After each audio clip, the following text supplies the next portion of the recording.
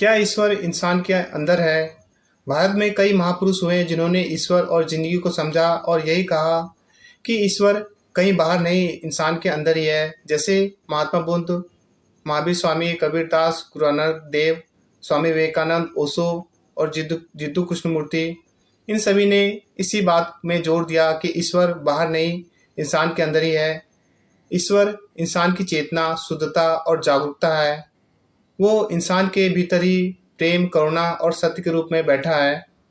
जैसे हिरण के नाभि में ही सुगंधित अर्क होता है, परंतु वो चारों ओर जंगल में खोजता है, उसी तरह से इंसान अपने अंदर ईश्वर लिए रहता है, पर वह बाहर खोजता है।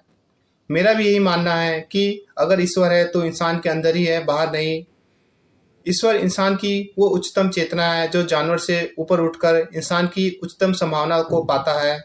इसे ऐसे भी समझ सकते हैं कि आप अगर नहीं रहे तो आपके लिए दुनिया भी नहीं रहेगी, यानी आपके अस्तित्व ने ही आपकी दुनिया बनाई है।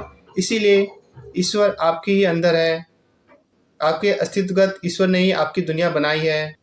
इसी तरह से बाहर जो कुछ घटना होता है वो अनियमित, अनिश्चित और अप्रत्याशित है, पर उस घटना से हमें कैसे हो जाना है, क्या सीखना है, कैसे बेहतर होना है, इसका चुनाव हमारा है।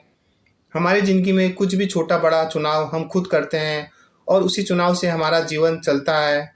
यानी हम ही अपनी ज़िंदगी चला रहे हैं, जिससे ये लगता है कि ईश्वर हमारे ही अंदर है, बाहर नहीं।